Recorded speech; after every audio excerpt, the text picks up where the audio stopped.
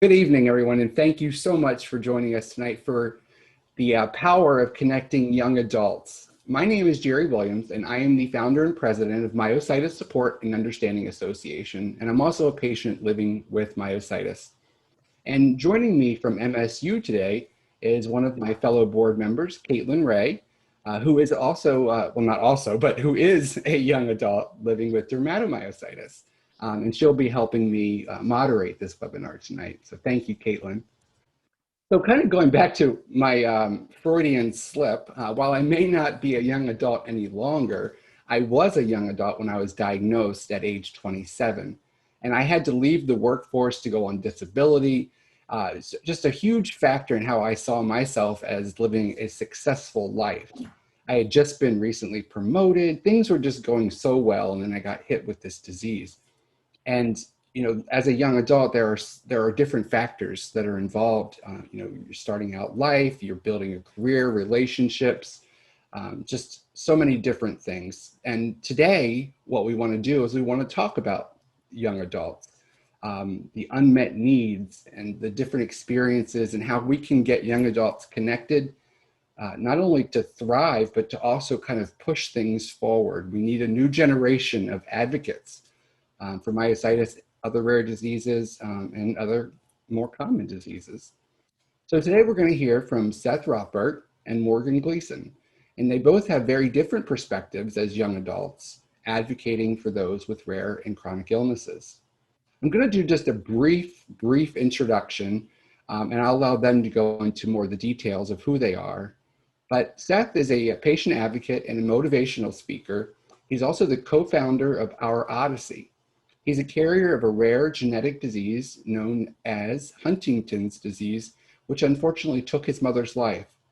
And Seth is going to talk about his story and how Our Odyssey is working to empower young adults to take control of their lives by building social and emotional connects and providing the resources to enable them to thrive. And our second guest, recently a graduate of college, I followed for several years now, Morgan Gleason.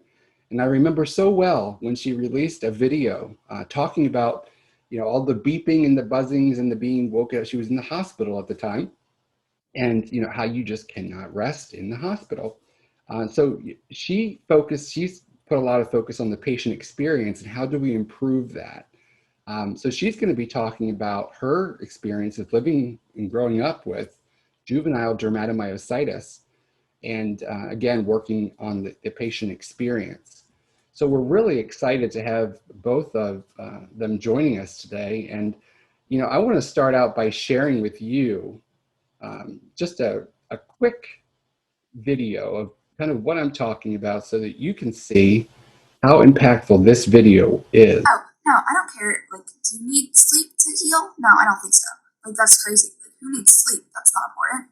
So they come in at whatever time, at 6 in the morning, and I am here, and I need sleep. I need to be awake. I need to be happy. And I've tried to tell them that I give better answers, and I will talk to you more. I will participate more if I'm not laying in bed like, what did you say to me? Are you talking to me? I'm asleep. I'm sorry.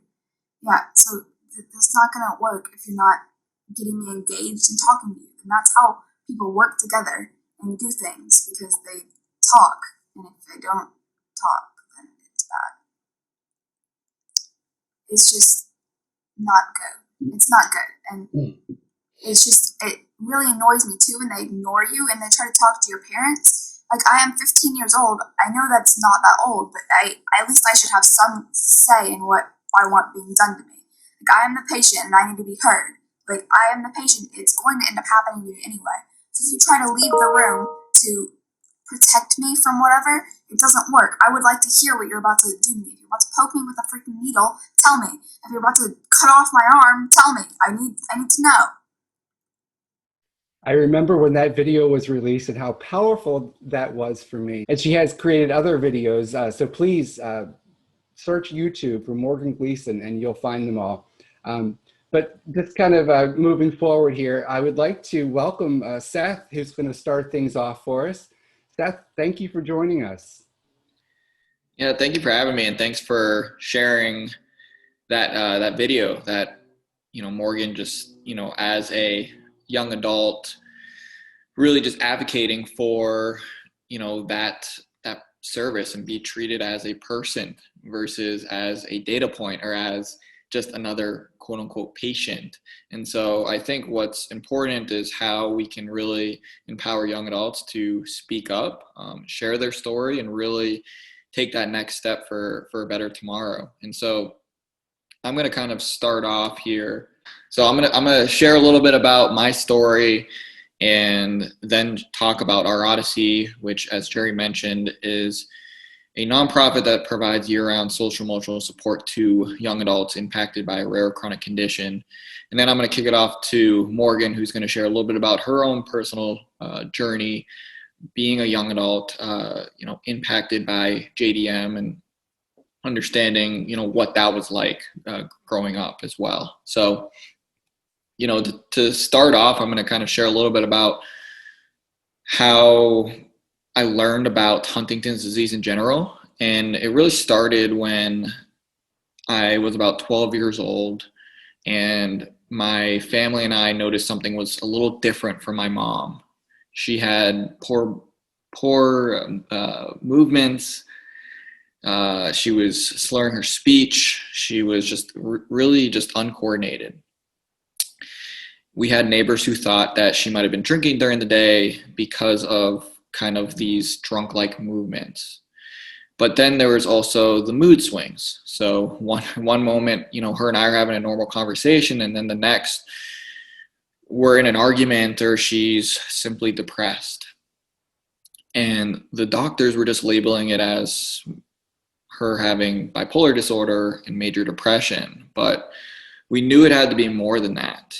And it was definitely challenging because we didn't have those answers. We're kind of running out of options. And, as I was getting older, my sister was off to college at the time, and my dad and I were still trying to figure things out. And we had an intervention with my mom and a few other family members where we told my mom that my dad and I were either going to have to, leave the house and kind of get away because we were tired of living with that unknown and we didn't know what else to do.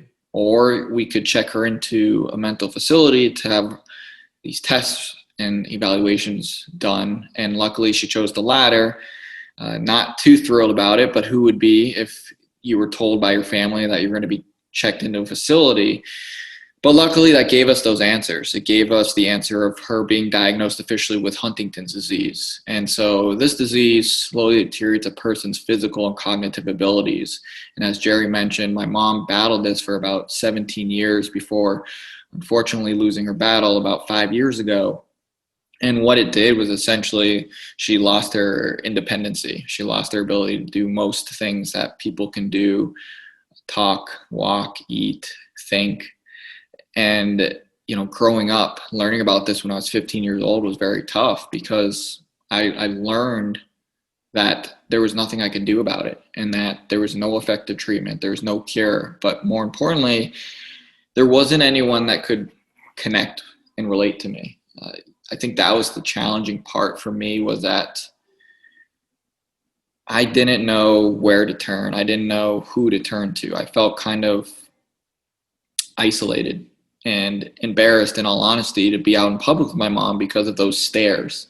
And I'm sure many people can relate about those stares when you're, if you're dealing with your own health condition and you are thinking people are going to view you. And that's exactly how I felt with my mom, even just having friends over. And so I tried to stay out of the house. I tried to, stay over my friends' places here and there, or stay after school, or pick up work, play sports, do whatever I could to really try to live that normal life that my friends were living at the time.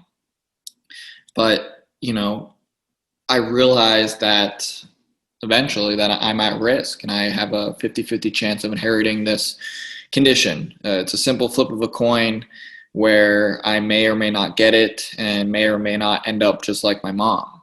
And so that was kind of tough. And I didn't actually realize this until I went to college, because I was in a biology class in high school, my junior year. And for those that remember Punnett squares, where you have to match like the uppercase X with the lowercase y, I was doing that. And what I was taught, which I learned was not the correct way of doing Punnett squares, was that because my dad was the dominant gene, or because they say the father usually has the dominant gene, that when I did that, it said I was in the clear. So I was like, okay, I don't have to worry about it.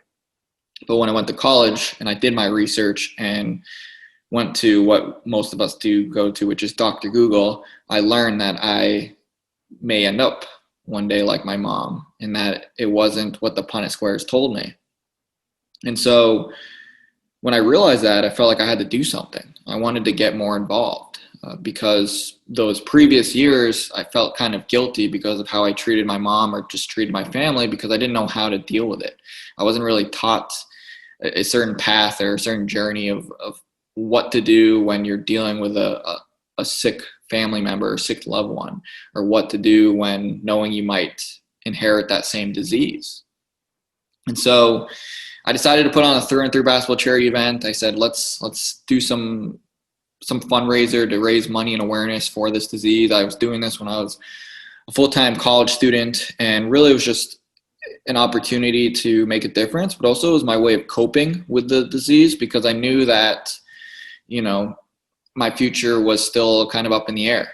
I knew that if I tested negative, that, you know, I might feel disconnected from the community or feel kind of guilty, especially knowing my sister is also at risk. And if I tested positive, then it would impact the way I would live my future, my family planning, career planning, you know, figuring out kind of what's that next step look like.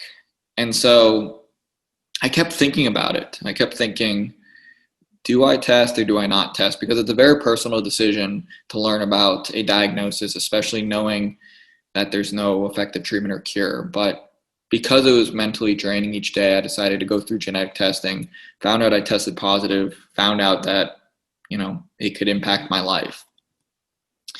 And, you know, it was a tough time. I felt alone in my health journey. And this was kind of a picture that was from a trip I did last November in Nepal, but this is kind of how I felt. It resembled myself of feeling that isolation, feeling like, who can I turn to for that kind of conversation? Who can I turn to for that social support or that emotional aspect?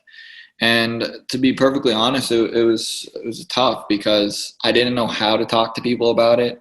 I didn't know who to talk to about it, because a lot of people just didn't really understand it. They said, oh, cool, you tested positive, but, you know, don't let that impact you. But of course, it's a lot easier said than done to be aware of this and to acknowledge that it's going to impact the rest of my life no matter what. And, you know, when I realized that I was alone, I figured there's two options at that point, right? I mean, option one for me was just kind of go back to what I call my high school day Seth, when I was in denial and didn't want to deal with it. Or I could use it as motivation, use those results as motivation to get more involved, to fight back, and to really feel empowered to make a difference in the community. And luckily I chose the latter. And, you know, I started getting more involved with different nonprofits, specifically in Huntington's disease, really trying to make a difference, to raise money, share my story.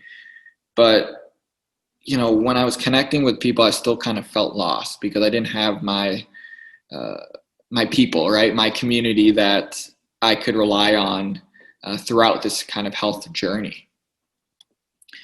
So I was trying to find that community, and, you know, over time I was able to find it. I was able to find people who could understand what I was going through. And that was other young people. It was people like, you know, like Morgan, who, you know, although connected with her more recently, you know, I felt like her and I were able to still connect, even though we had two different health conditions, because at the end of the day, it was about the story and the path that we both kind of took within our own kind of conditions to get to where we are today.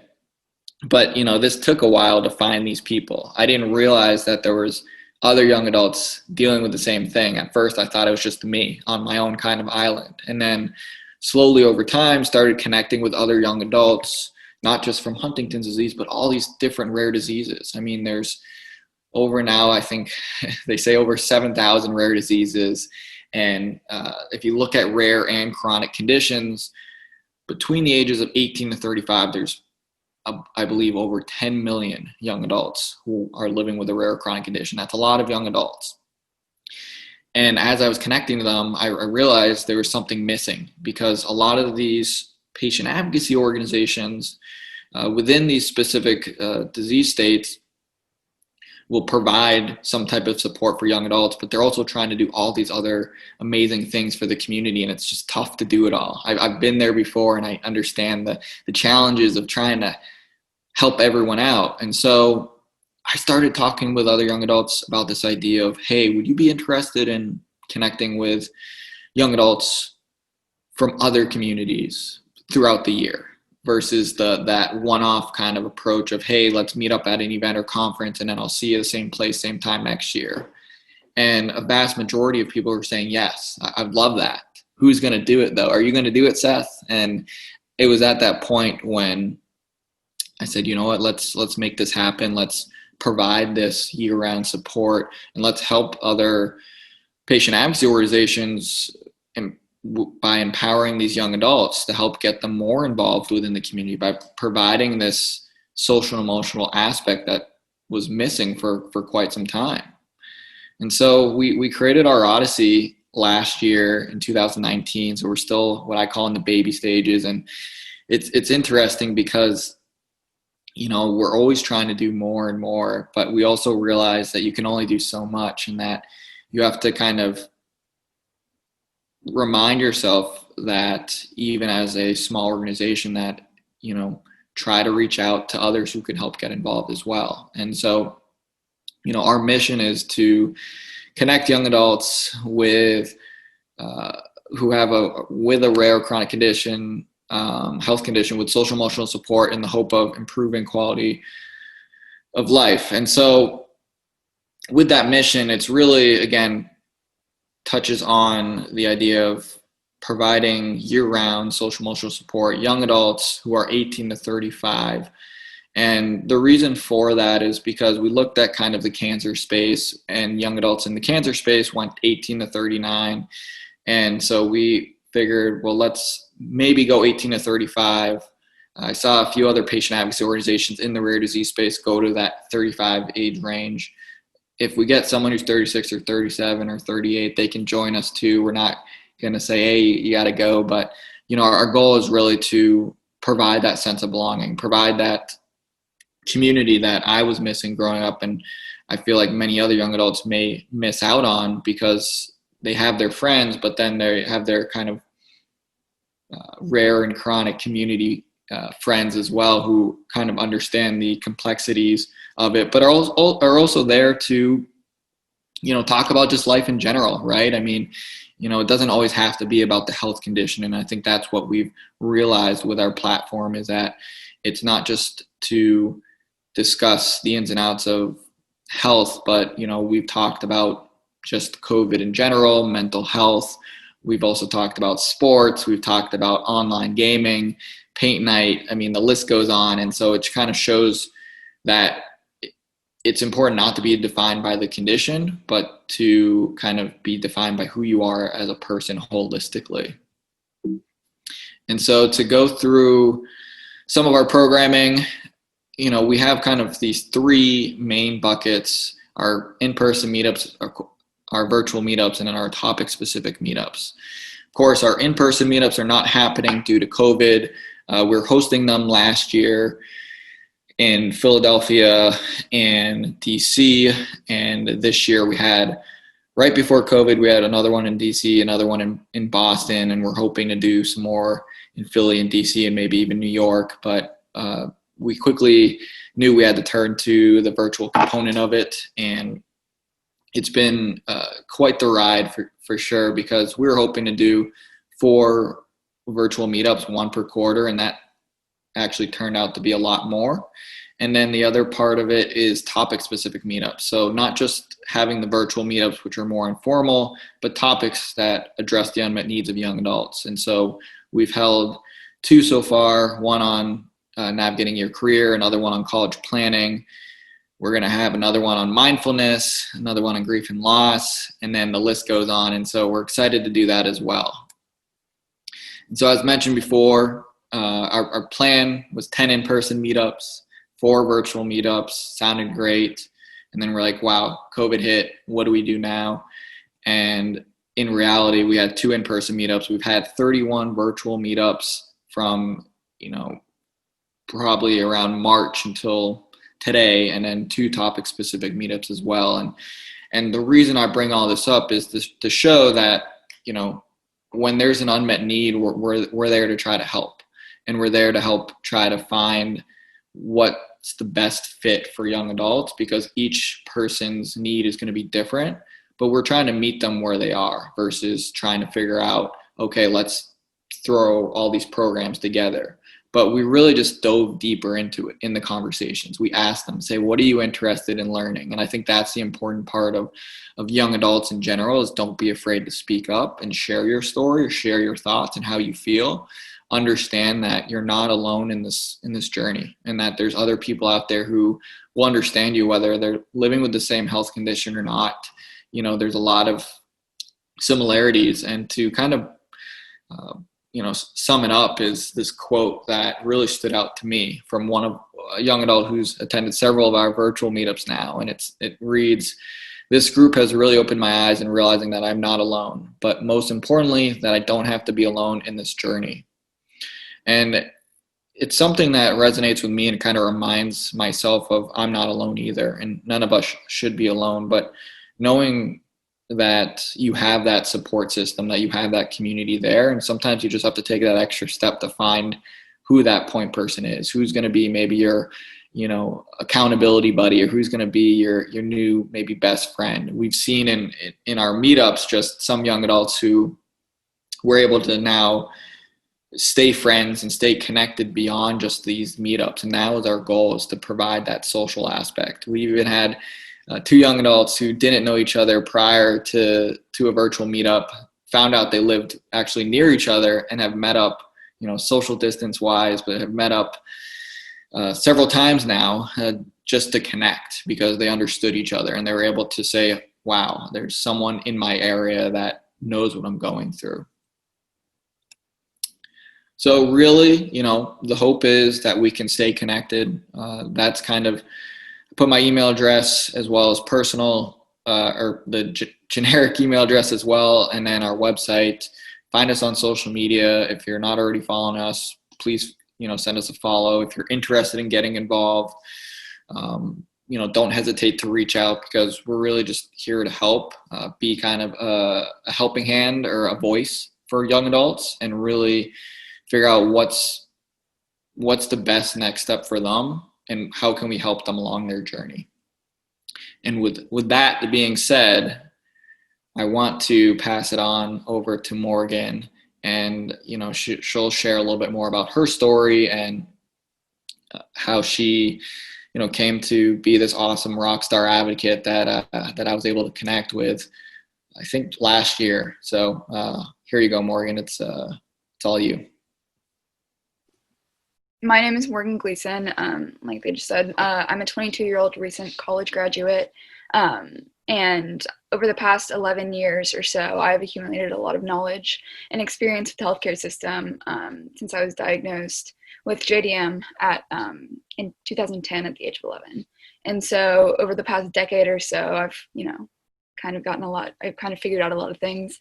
But basically, I'm just going to share some of my story and talk about how, from my experience, connecting with other adults and advocating for yourself can be extremely important and helpful. So when I was 10, I was a competitive gymnast and cheerleader, and I loved tumbling, and I was always full of energy. I was always bouncing off the walls.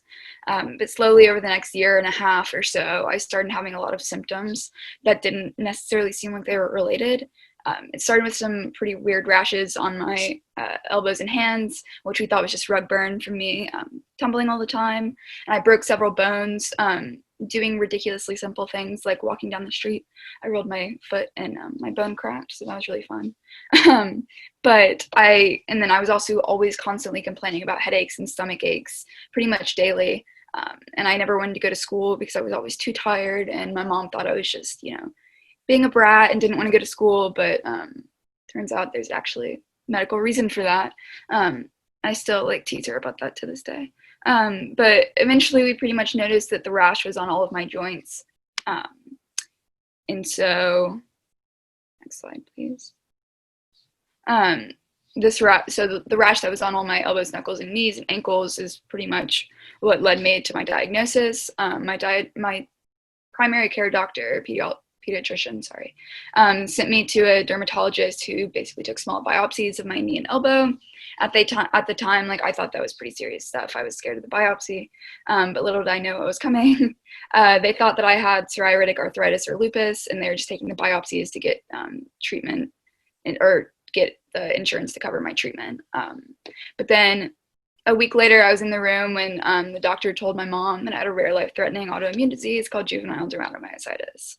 And I'm sure a lot of you have similar diagnosis stories that are just like mine. But that one day, even though I was only 11, that's certainly something I will never forget. And then just to top all of this off, I was also, over the next few months or so, I was diagnosed with juvenile rheumatoid arthritis and also ulcerative colitis as an overlap. But just so because of my disease, I take 21 pills a day, get admitted to the hospital once a month for 2 infusions of IVIG and solumedrol, and I see 12 different doctors in 4 different states. And as I'm sure many of you know, it can literally be a full-time job in addition to being a young adult with other responsibilities. Dealing with the healthcare system is exhausting and infuriating, and the experience generally sucks. It's not focused on the patient at all. But it really doesn't take, I'm sure if you've been to a doctor's office once, you can kind of figure that out.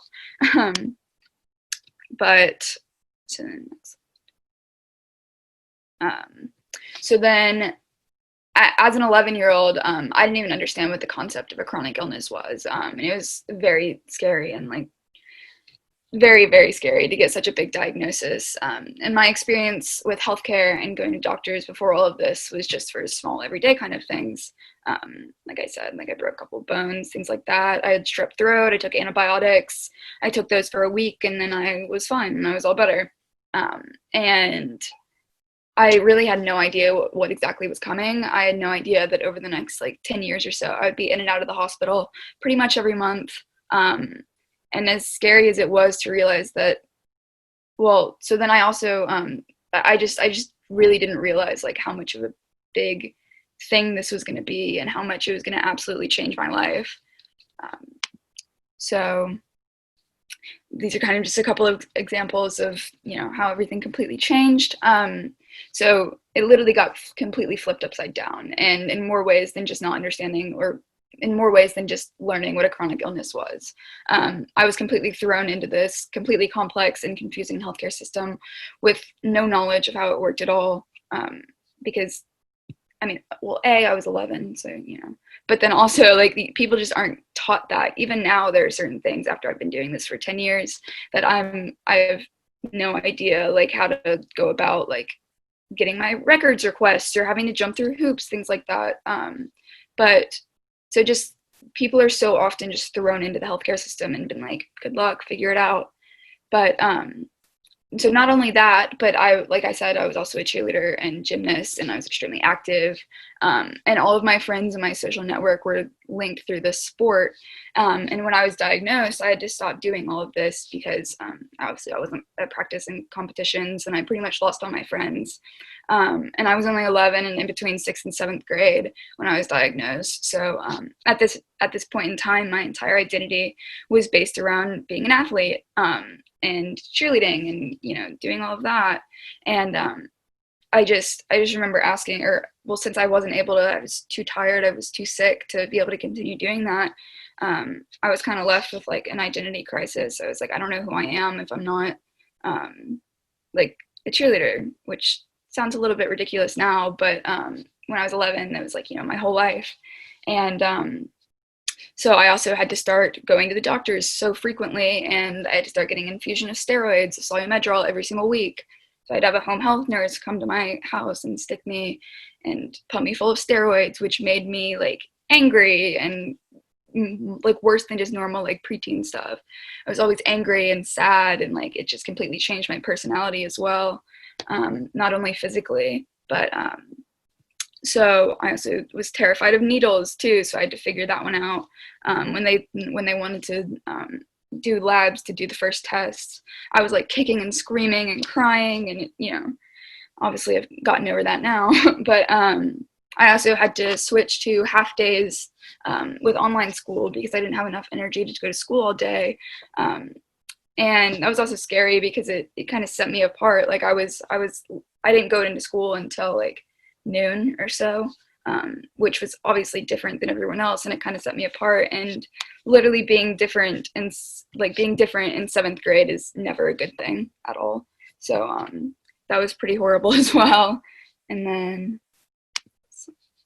so obviously, like I was just talking about with prednisone, one of the hardest things that I remember from this time is how much my appearance changed and how much that kind of impacted my self-esteem as well.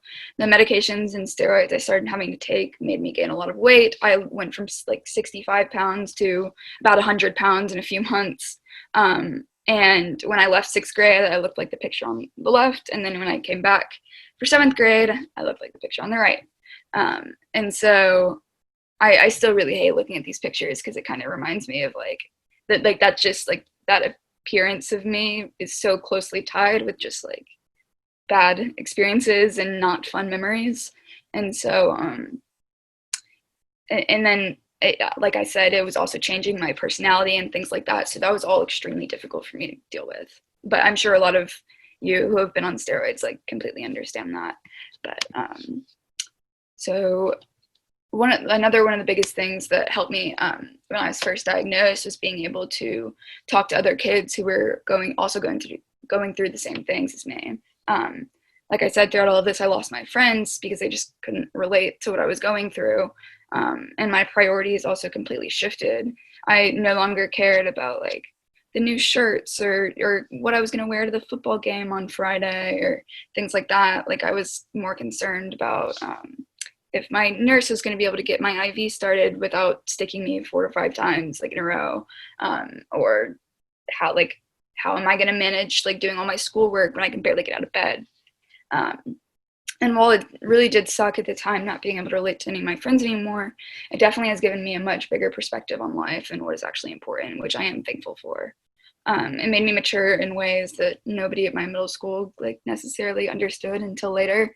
And while I don't necessarily blame my friends for not wanting to or for not relating to this, you know, it also was extremely difficult for me as well. So shortly after I was diagnosed, I began traveling from Tampa to Chicago to see a super specialist rheumatologist who only sees patients with juvenile dermatomyositis. And at that very first visit, I met the first kid who was only a little bit older than me, but who had been diagnosed with JM at the age of 2. So she had been dealing with this for over a decade. And talking to her was like so incredible at this point. She helped me understand so much more about what having this disease was like. And she explained what it had been like for her.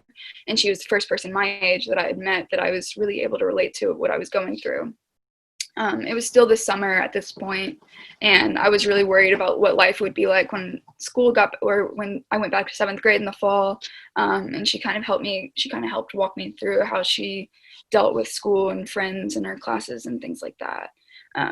But also at the first time I talked to her, the first conversation, I had the biggest realization of all. We were basically having a conversation, and she asked me what meds I'd been put on, and I told her. And after I told her, she started sharing which ones she was still on.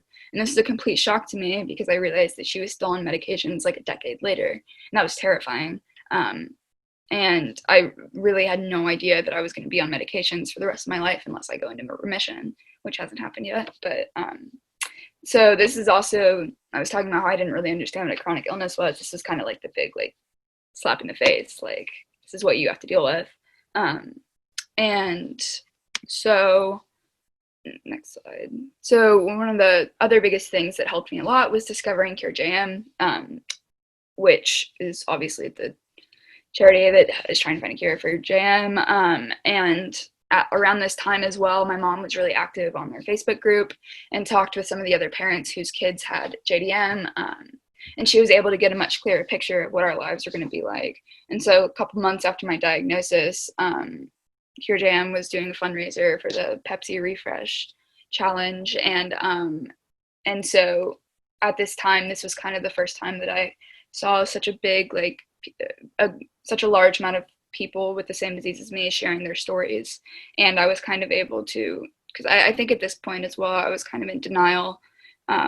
And I just I wasn't really ready to tell anybody, and I hadn't really talked to anybody, like, about it, except for the one girl at the doctor's office. And so when my mom would read me some of their stories that people were posting on Facebook and things like that, that was a huge help as well. And so then about a year after my visit in Chicago, my family attended the national conference that Cure JM was putting on, where hundreds of families traveled from across the country to meet up. This was the first time that I had really met, I had seen their stories online, but this is the first time I had seen so many people with my disease. And like you said, Seth, I remember thinking that, oh my God, I don't feel so alone anymore. And I had been pretty isolated at that point too, because I was so sick. I wasn't really going to school that much.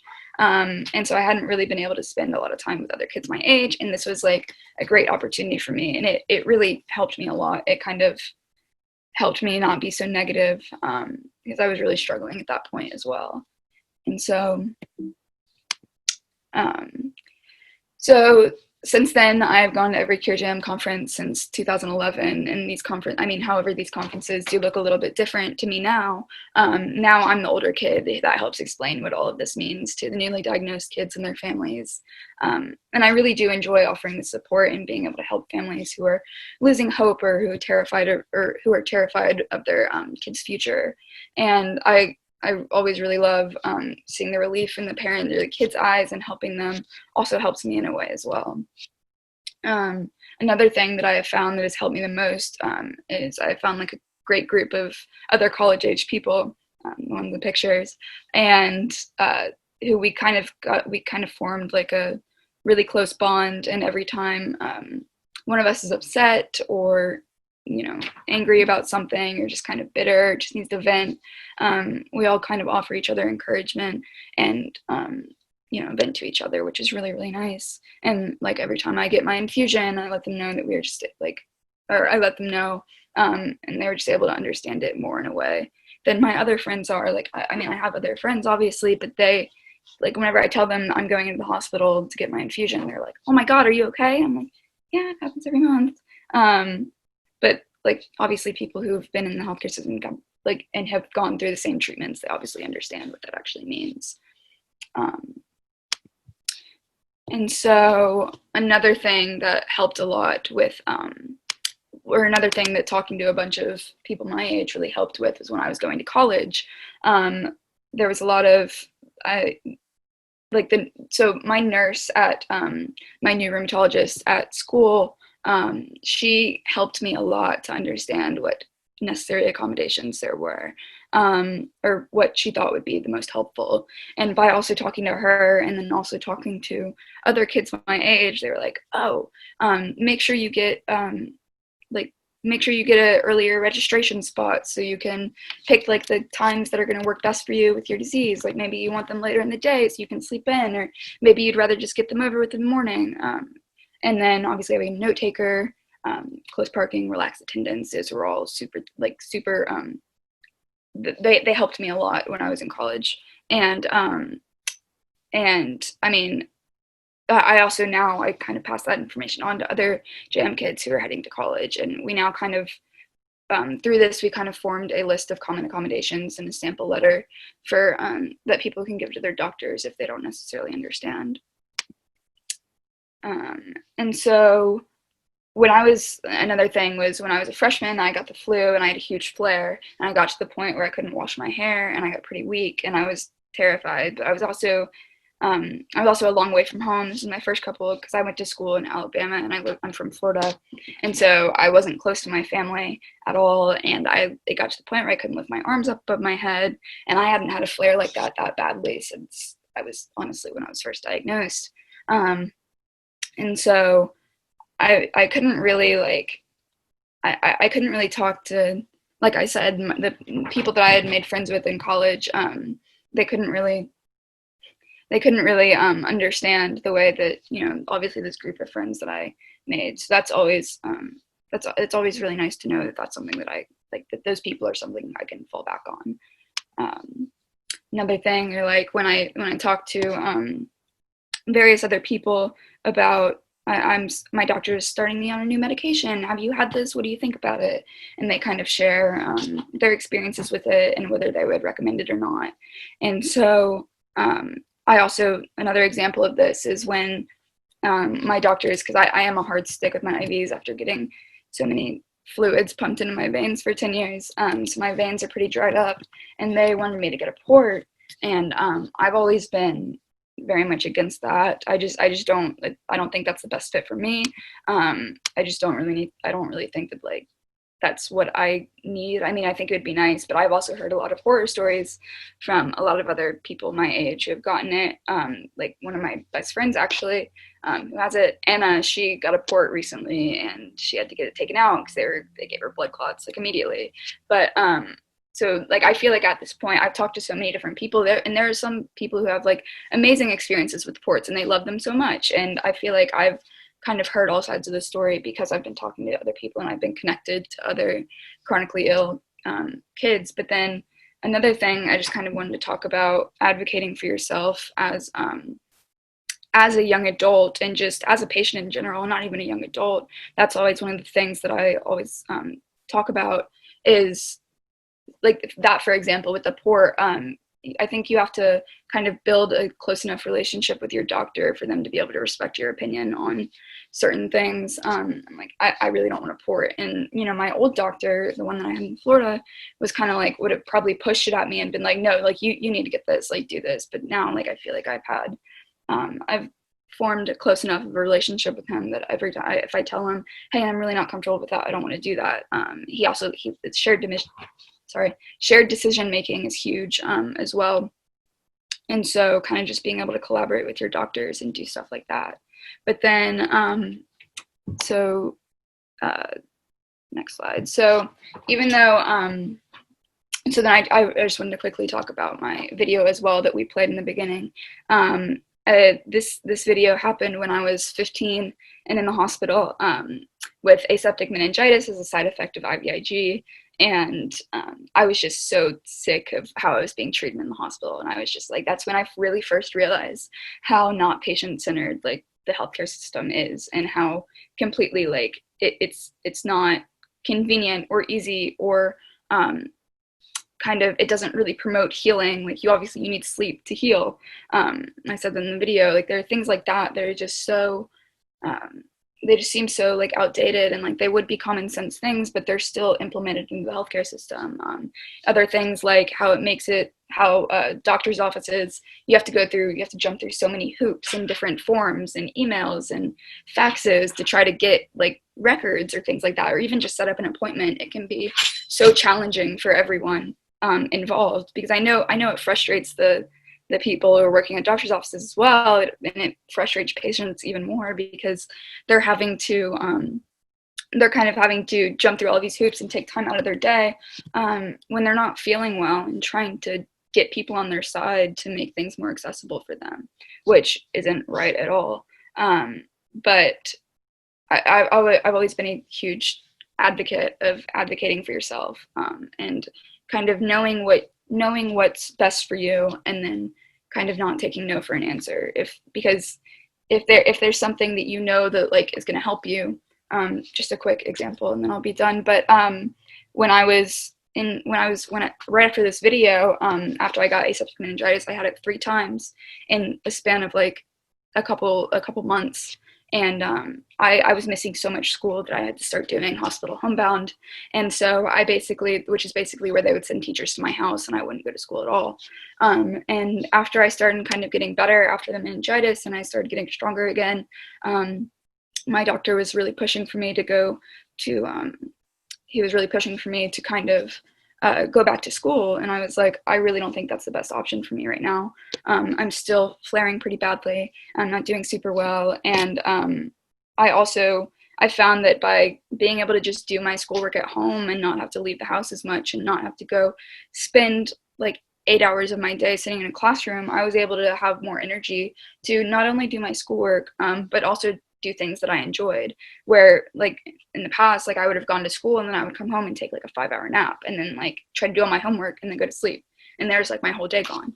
And so just really being able to push for things that you know are good for you. I think that's a huge thing that people, that I would completely recommend. But yeah, so I just over the past few years, I've met so many different patients of all different ages, and I've heard so many different similar and similar stories to mine. And I'm sure everyone listening right now also has very similar stories themselves.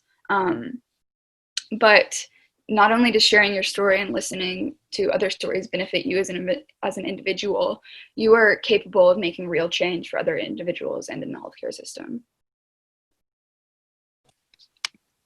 Thank you, Morgan. And that's an excellent takeaway point for the very end. You nailed it, because yes, everyone, every patient, every caregiver, if you have the time, depending on how sick you are at the moment, can do something. There are tons of ways that patients can get involved. So thank you for pointing that out. And I just want to say, I couldn't imagine being in school on high-dose steroids, having to try and focus with the brain fog and the confusion that comes with the steroids. And like you said, the anger and all those side effects that I only know as an adult. I couldn't imagine going through that as a younger child when you started. So thank you both, for sharing that, sharing your stories and how you're advocating, and Seth, with your organization. Caitlin, I know Caitlin is going to start us off with some questions. Please. Yeah, thank you both so much. I'm 33 now, and I was diagnosed when I was 23 and had symptoms at 22. And I just wish that this could be, that I had found you earlier, I guess, is what I'm gonna say. So I guess wanted to start with a question.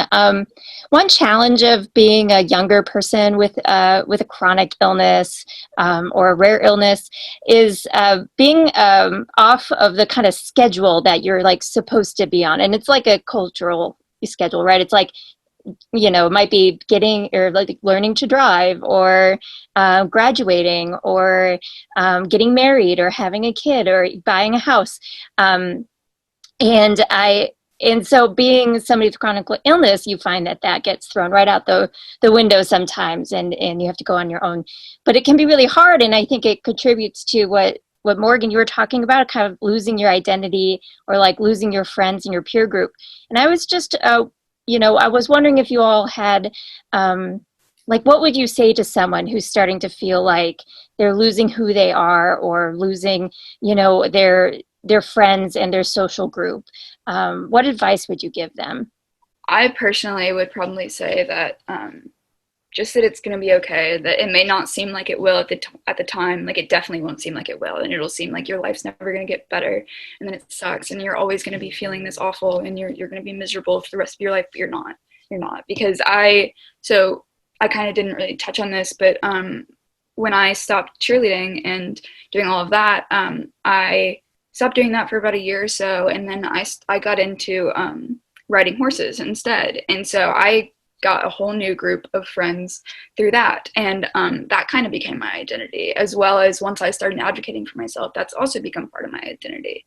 And kind of just as you grow up, and as you start to realize that things are going to be okay, you kind of starts to become more cohesive, if that makes sense.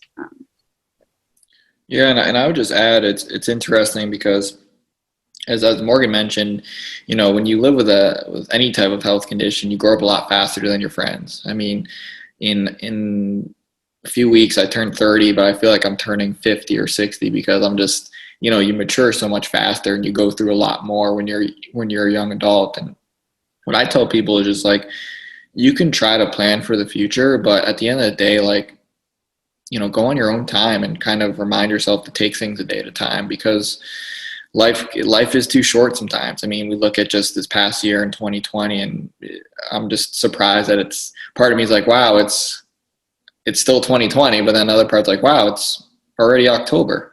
And so I think that's a thing to think about is, try to remind yourself that you don't have to do, a certain routine or you don't have to live life because of how society tells you to do it, right? By saying, hey, I got to go to college for 4 years. I have to get married by this age. I got to have kids by this.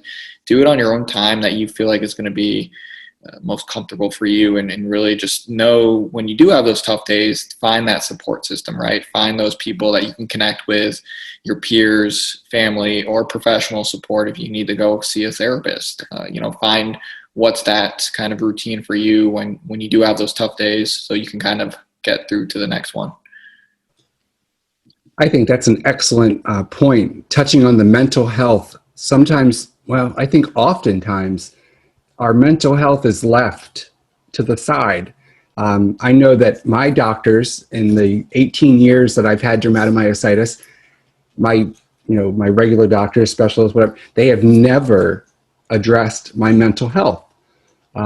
So I think that's something important that we should all, bring up, maybe at an appointment when you're talking to your doctors. How can we focus on my mental health, because it does play an integral part in the overall picture. And you mentioned, Seth, taking it one day at a time.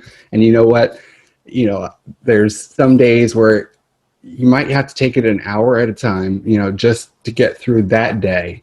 And, I'm a firm believer in that. Now, I have a question, Seth. When you did your genetic testing, did you go through genetic counseling as a part of that? Yeah, I did not. I should have. I wish I did. The only kind of neurologist that I knew that focused on Huntington's disease, and I think goes back to Morgan's point, is finding the right specialist, the person who is knowledgeable of the condition. Because, right, I mean, I could have went to anyone, and the only neurologist I knew that knew Huntington's disease was my mom's neurologist. And at the time, I didn't know much about HIPAA and privacy, so I figured, I can't go to him. He's going to tell my parents. And so I got a referral from my primary care to a different neurologist, and there was a genetic counselor for my results, but she wasn't there for the first appointment. So I already knew when she was in the room, a stranger, I was like, okay, this isn't going to be good news. And yeah, I wish I did, because I think genetic counseling is there for support, but also can help you if you have any questions about next steps in life, whether that's how to navigate life insurance, long-term or short-term disability, even family planning. I did end up going back to a genetic counselor 6 years after testing, just to learn about family planning options. And I always thought, okay, I can either, adopt or try to have kids naturally. And then they're like, well, you can get a sperm donor. And I always make the joke that, like, which famous athlete can I ask for like a donation request saying, hey, I'm from Boston, so I was going to say Tom Brady, but he's not here anymore. He's in Tampa. But I always make the joke of saying, hey, which of my friends might, help me out. But I think it's good to have your options, right? And to know that genetic counselor is there, or just knowing your specialist is always going to be there, and don't be afraid to reach back out to them. Great. Thank you. We have a question in the Q&A. How do people find our Odyssey? Not the website and the contact info, but how are you reaching young adults to let them know about you and your programs? Great question. So we've tried to partner with organizations such as Myositis and Support and Understanding, who gives us an opportunity to share a little bit more about our Odyssey and the work we're doing. But we've also partnered with Global Genes and the National Organization for Rare Disorders, also known as NORD, but also social media as well. I mean, the big thing I would say for young people is they're not on Facebook, they're on Instagram or potentially on Twitter. So trying to connect with them, whether it's through a Twitter chat or it's through, an Instagram story, and really helping get the word out that way. Some of them have found us because of just social media posts, and they have a friend who either got involved or tagged our Odyssey, and we're continuing to figure out ways to help kind of put the word out about what we're doing for young adults. So hopefully that was helpful. But yeah, always just trying to spread the word, or having people say, hey, go check out our Odyssey. This is what they're doing. That's an interesting point that you make, because we have had that same trouble, is how do you connect to young adults? Because of, a lot of them aren't on Facebook. So, that's a lot of the support we provide. We provide obviously, we provide support on Inspire and on Facebook. And, it's been a challenge to really reach them, to get them to find what you're providing. Well, one thing that, and I think, Morgan, you touched on this a little bit, but I think it's for potentially both of you, that significant challenge to being a young adult with chronic illness is managing both college and starting a career, especially if you flare right after starting a job, maybe. That's kind of my story. And then how do you kind of navigate, trying to, especially if you can't say hide the illness, disclosing, when do you disclose for accommodations and things like that. And also, Morgan, if you, I think that we'd love to kind of, if you have that college accommodations information, I think that would be really great to drop into the chat. So just like to reiterate the question part, what advice would you have for folks that are navigating that tricky part of, say, starting college or starting a job, and how disclosure might work in there? Yeah, so I mean, I honestly think that necessarily depends on the person, because I'm not shy about sharing any of my medical history or records or anything. Like I speak about it all the time, post it online. So I personally, if they Google my name, they're gonna see all of my medical history. So for me, it's not really an issue, but I know I've talked to other kids who when they were starting college. Are you talking about like with specific, like the college specifically, or just like friends at college, or like all of it, or? Honestly, it's a question that I think, whatever disclosure means, I know like some people would use it in like a college admissions essay, and some people would find that not, something they don't want to do. But also, with friends, and especially if you look, well, most of the time, how do you navigate, the friends groups of like, well, I need to sit down now, but I don't want to like break up this conversation we're having, stuff like that. No, that's definitely, well, just for the admissions thing, I don't necessarily have anything to like experience with that, so I'm not really sure. But with the disclosing it to friends thing, there was a while where I wouldn't tell anybody, like especially when I was first diagnosed, because I was embarrassed, and I think I was in denial as well, and I just didn't really want to share it with anybody until, a year or so.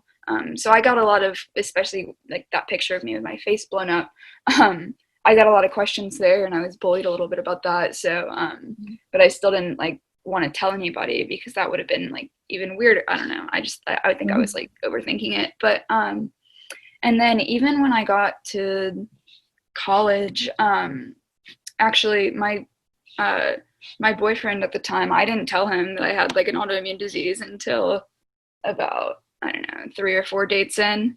And when I finally told him, I didn't want to scare him off with juvenile dermatomyositis, because that's a kind of intimidating word.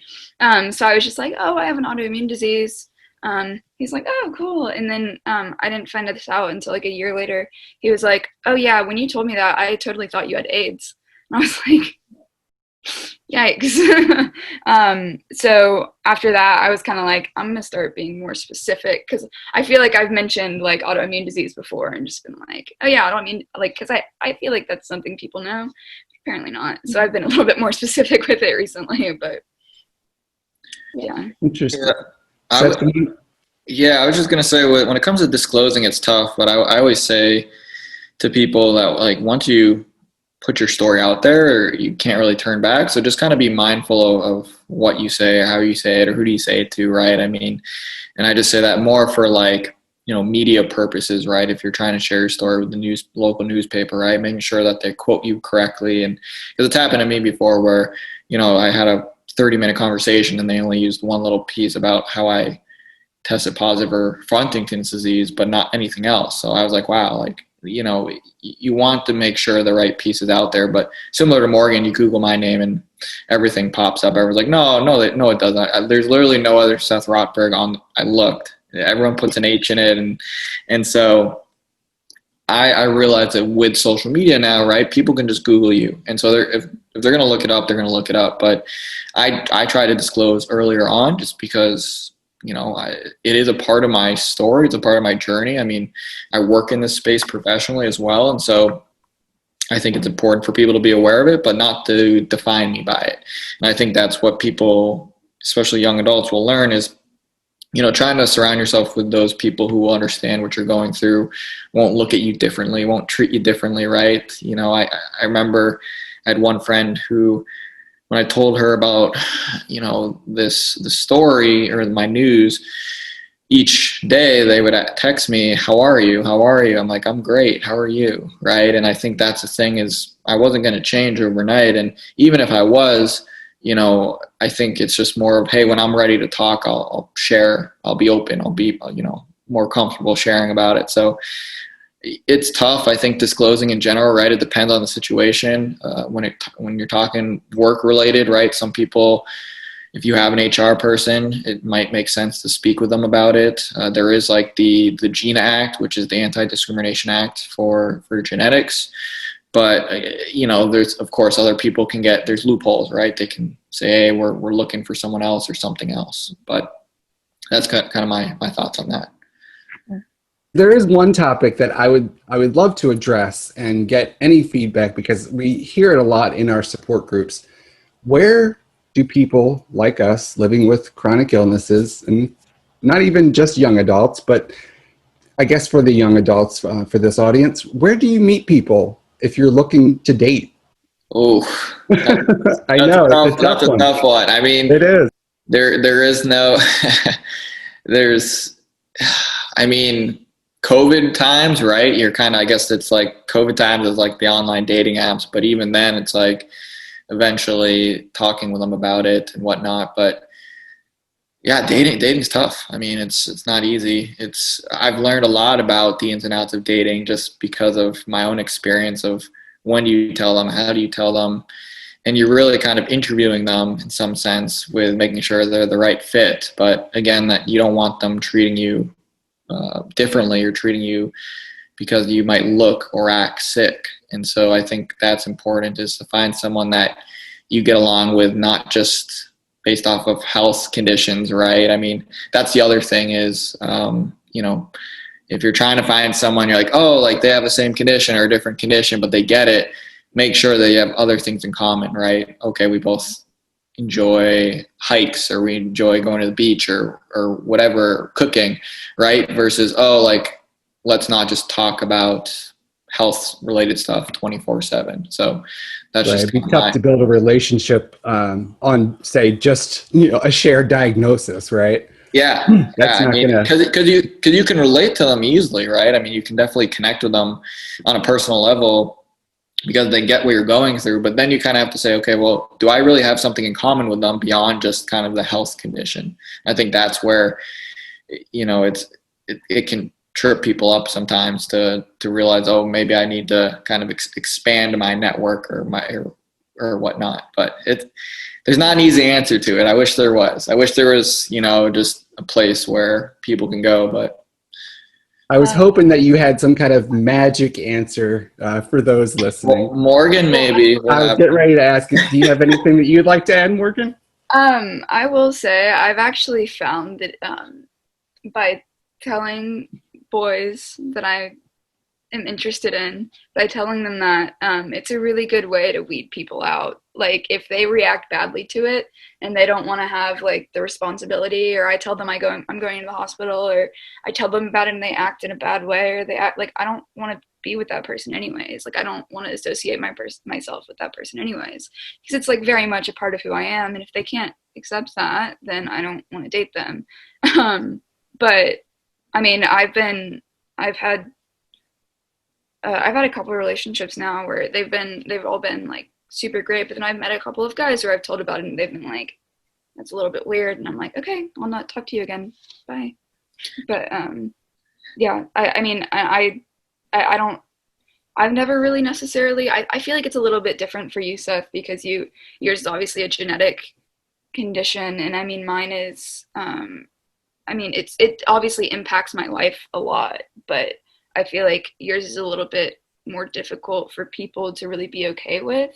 If like, is that fair? Yeah, I would definitely say that. I mean, that's the other thing, right? Is like, you know, with just the rare disease space in general, right? Like, I don't have one right now, but I'm preparing for one, right? And I saw what it did to my mom. I saw what it's done to my friends who have passed away or who are dealing with the symptoms, and that's scary, right? And don't get me wrong, people then Google Huntington's disease and they did everything I did when I first learned about it, and it's scary. I mean, I remember one person I was seeing for a few months who was like, yeah, I Googled it, it's pretty scary. I said, yeah, I know.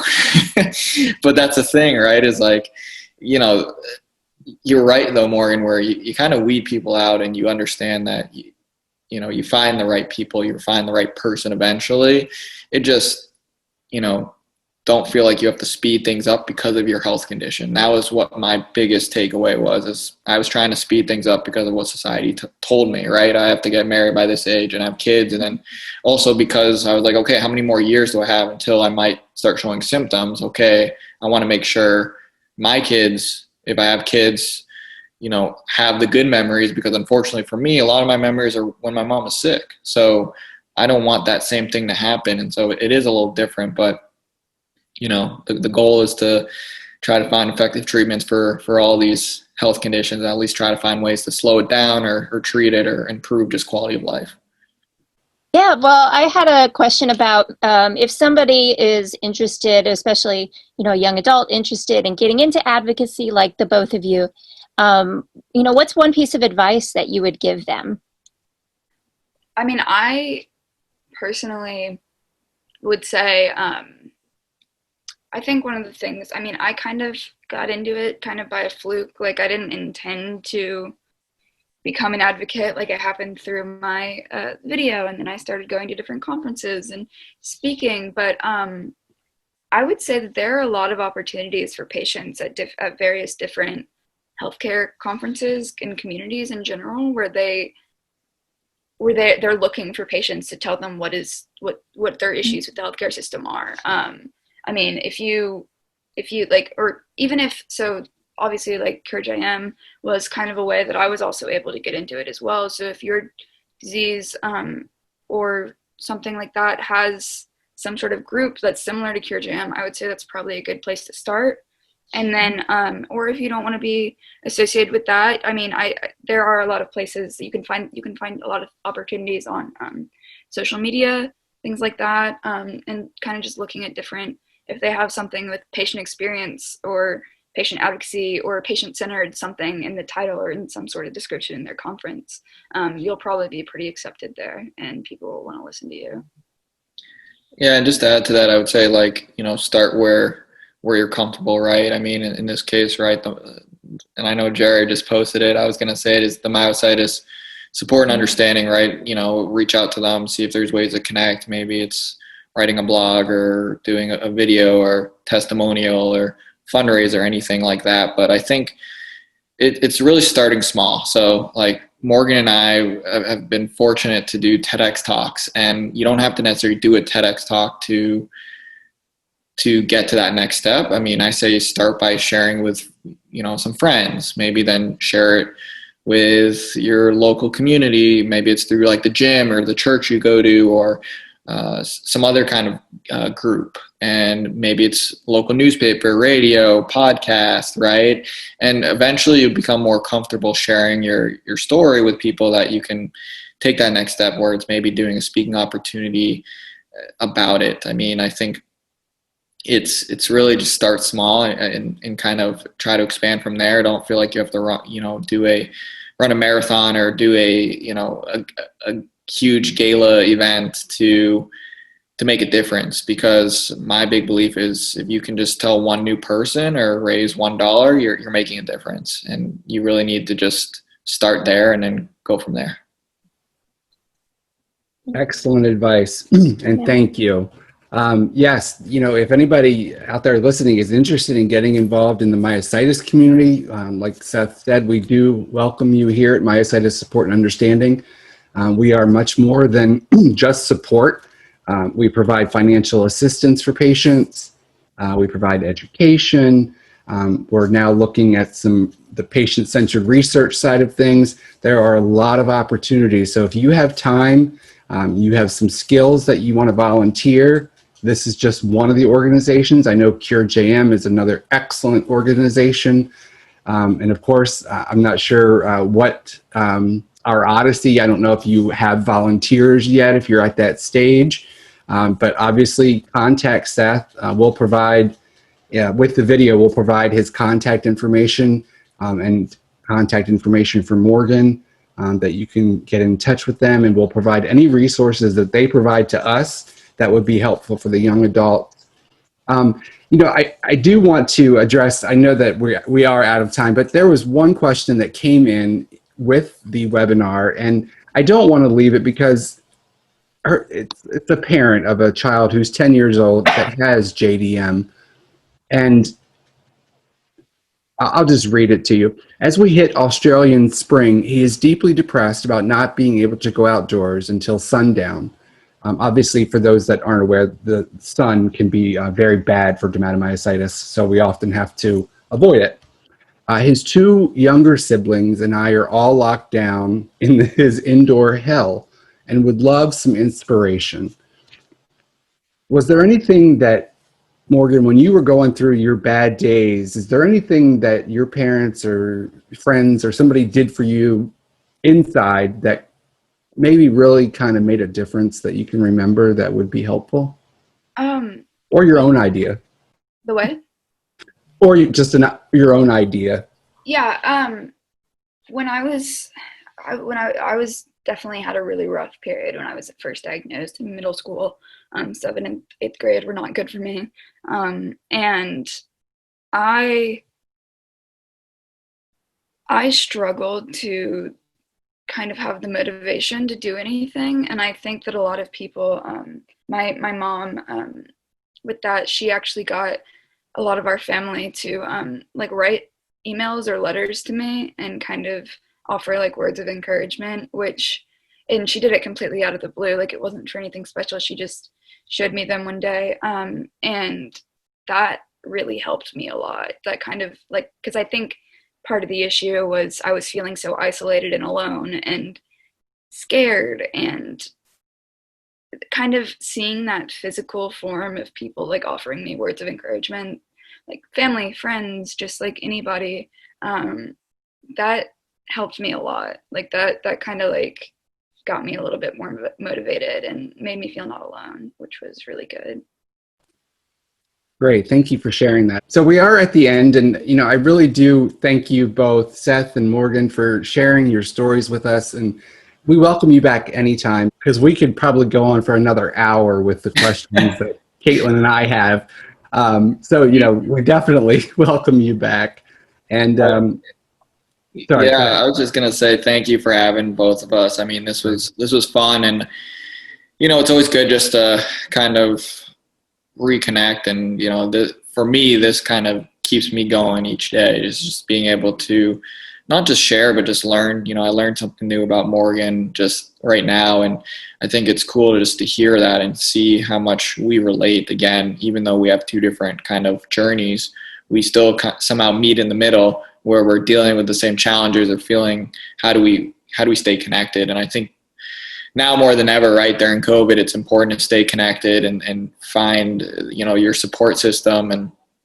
And I love the idea of the cards.